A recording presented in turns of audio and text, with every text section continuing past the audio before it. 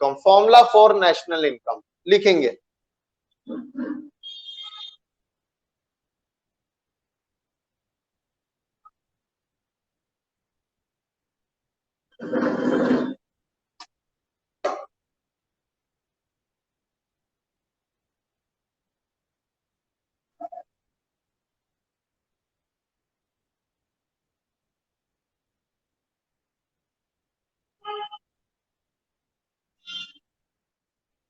लिखेंगे फॉर्मूले, लिखे।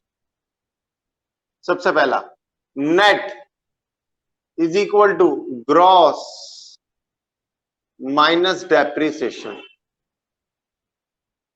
Net is equal to gross minus depreciation. Net is equal to gross minus depreciation. यानी अगर आपको नेट निकालना है, किसी की चीज की नेट वैल्यू पे पहुंचना है, जैसे मेरे को ये मार्कर है, ये मार्कर आज इसकी हालत देख रहे हो, ये जब खरीद के लाया था 20 रुपए का था, क्या आज इसकी औकात 20 रुपए की है? यस और नो? देखो जरा इसकी हालत, नो, ये घिस गया है साहब, ये घिस गया है। आज इसकी औकात, इस पे डेप्रिसिएशन लग चुका है, घिसावट यानी डेप्रिसिएशन। तो अगर मुझे आज इसकी नेट वैल्यू पता करनी होगी, आज इसकी औकात कितनी है, तो ग्रॉस यानी कि जितने में मैं इसको खरीद के लाया था माइनस कर दूंगा depreciation. Formula number 2, net indirect tax. Net indirect tax is equal to indirect tax minus subsidies. Indirect tax minus subsidies.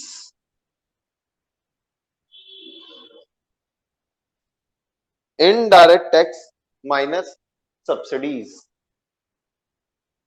Indirect tax क्या चीज होती है, पहले इसका मतलब समझो। इनडायरेक्ट टैक्स का मतलब होता है सरकार की कमाई। सरकार की कमाई, जो टैक्स मिलता है सरकार का ही तो होता है। सरकार को 1 लाख रुपए का टैक्स मिला एग्जाम्पल के लिए, ठीक है, टैक्स मिला। आपको पता है सरकार सिलेंडर वगैरह पे सब्सिडी देती है, किस किस को पता है ये बात? जैसे आपके घर पे अगर कोई सिलेंडर 500 रुपए का आ रहा है, तो उसकी रियल कॉस्ट 700-800 रुपए होती है, तो जो जो 200-300 की आपको रियायत मिलती है ना, उसको मैं सब्सिडी कहता हूं। तो सपोज करो सरकार ने सब्सिडी देने के कारण सरकार के 20,000 रुपए खर्च हो गए। बताओ सरकार की नेट कमाई कितनी है, जल्दी बताओ। 1 लाख रुपए इनडायरेक्ट टैक्स मिला था, 20,000 रुपए खर्च हो गए सब्सिडी के नाम के, तो कितना बचा? नेट बचा 80,000। तो इसी वजह से नेट इनडायरेक्ट टैक्स का फॉर्मूला है indirect tax minus subsidies. Net indirect tax is equal to indirect tax minus subsidies. अब जरा जल्दी जल्दी लिखेंगे। Market price is equal to factor cost plus net indirect tax. Factor cost plus net indirect tax. किसी चीज का market price set कर रहे हैं, तो पहले तो फैक्टर कॉस्ट जोड़ लिया उसमें कि भाई जितना मेरे को लेबर वेबर को देना पड़ा, प्लस मेरे को जो सरकार को टैक्स देना पड़ा, उन दोनों को मैंने जोड़ दिया market price.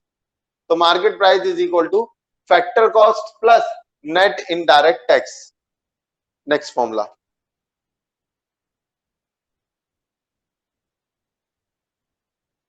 Net factor income from abroad, जिसको आप शॉर्ट में NFIA भी बोलते हो। NFIA पहले फॉर्मूला लिख दूं। फॉर्मूला है factor income from abroad minus factor income paid to abroad. Factor income suppose कर लो, थोड़ी देर के लिए मैं वेजेस की बात कर रहा हूं, फैक्टर में ही तो आता है, वो भी land labour, capital labour, wages में तो आता है। तो नेट निकालना है कि मेरे देश में नेट बाहर से कितना पैसा आया, net factor income from abroad, abroad से नेट कितना पैसा मेरे पे आया। तो मैंने क्या करा, factor income from abroad, abroad में सपोज करो इंडिया का कोई व्यक्ति काम कर रहा है, ठीक है, जितने भी व्यक्ति काम कर रहे हैं सब मिला के 10 लाख रुपए कमाते हैं, ठीक है, 10 लाख कमाते हैं। अमेरिका के भी कई लोग इंडिया में काम करते हैं, समझ लो, तो हमारे हमारे को भी उनको पैसे देने पड़ते हैं जो वो अपने देश ले जाते हैं। तो बस कर लो हम 4 लाख देते हैं उनको। तो कुल मिला के हमारे पास नेट कितना बचा, जो फिरंगियों का पैसा हम पे कितना बचा, 6 लाख बचा। क्यों, 10 लाए थे, 10 लाए थे, 4 उनको वापस करने पड़ गए, तो बचा कितना, 6 लाख। तो इसलिए फॉर्मूला है factor income from abroad, abroad से जितना पैसा मिला minus factor income paid to abroad, जितना मैंने अब्रॉड में पे कर दिया। बताओ समझ में आई बात या नहीं।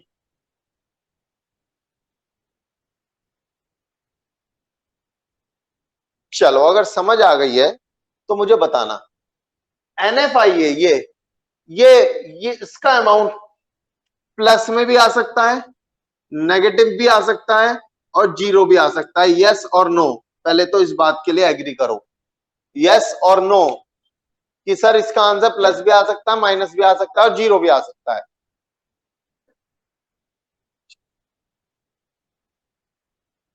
जीरो कब आएगा जल्दी बताओ, जीरो कब आएगा, जीरो कब आएगा, आंसर जीरो कब आएगा। सर जीरो जब आएगा जब यहां भी 10 लाख हो माइनस ये भी 10 लाख हो, यही बताना चाह रहे हो आप। यानी कि जितना पैसा आया उतने पैसे चले गए जीरो। सर पॉजिटिव कब आएगा, जब ये 10 लाख हो और ये 4 लाख हो, 10 में से 4 गए 6 लाख, यानी कि कमाई ज्यादा हो रही है, देना कम पड़ रहा है। समझ में आ रही है। और ये माइनस में कब आएगा, जब मुझे बाहर से तो आया 4 लाख रुपए, लेकिन देने पड़ गए बाहर वालों को 10 लाख। यहाँ पे लोग बहुत काम करते हैं फिरंगी, हमने उनको पैसे दिए, तो 4 लाख वहां से आए थे, 10 लाख वहां चले गए, नेट 6 लाख माइनस में चल रहे हैं। यानी एनएफआईए, एनएफआईए प्लस में भी हो सकता है, माइनस में भी हो सकता है और जीरो भी आ सकता है।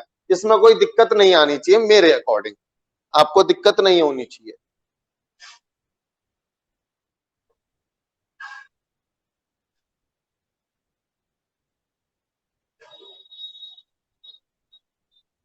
चले आगे, नोट हो गया होगा आपका, मैं वेट कर रहा हूं,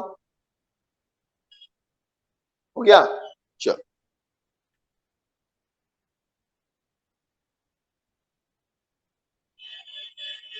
एक और लिखो, national income is equal to domestic income. National income यानी हमारे पूरे पूरे नेशनल, पूरे राष्ट्र की इनकम अगर निकालनी हो तो घरेलू इनकम में, यानी जो हमारे देश में, उसमें जोड़ दो जो बाहर से आई थी मेरे पे एनएफआई है, तो हमारे पूरे राष्ट्र की इनकम आ जाएगी। ये तो देश के अंदर रहते हुए कमाया देश के लोगों ने, प्लस एनएफआई जो बाहर रहते हुए कमा के लेके आए हैं, बाहर से कमा के लेके आए हैं इधर में, एनएफआई मैंने और जोड़ दिया तो मेरे पूरे राष्ट्र की इनकम आ गई। National income is equal to domestic income plus NFI. बताओ बात समझ में आई या नहीं आई, ये वाली बात समझ में आई या नहीं आई। बेटा सब रिप्लाई किया करो, हाँ समझ लो। डोमेस्टिक इनकम यानी जैसे कि मैं हूं, मैं जो इंडिया में ही रहता हूं, इंडिया में ही कमा रहा हूं, तो मेरी तो घरेलू इनकम है। लेकिन मेरा एक दोस्त है अमेरिका में जाके कमाता है, लेकिन है इंडिया का नागरिक, इंडिया का नॉर्मल रेजिडेंट है अभी वो, तो जो उसकी इनकम है वो हमारे देश की ही इनकम है, लेकिन वो डोमेस्टिक नहीं है, वो एनएफआई है, वो इनकम फ्रॉम अब्रॉड है। तो मैंने उन दोनों को जोड़ दिया क्योंकि भारत के ही दोनों हैं, ये मैं भी यही का हूं, मेरा दोस्त भी यही का, तो हम दोनों की इनकम जोड़ दी गई, तो हम कौन सी, हमारे पूरे देश की इनकम आ गई, नेशनल इनकम निकल गई। मेरी बात समझ में आई।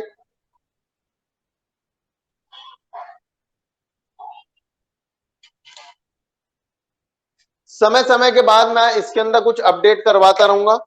फॉर्मूला, फॉर्मूला आपके 5 हैं दोस्त, 5 है 5, और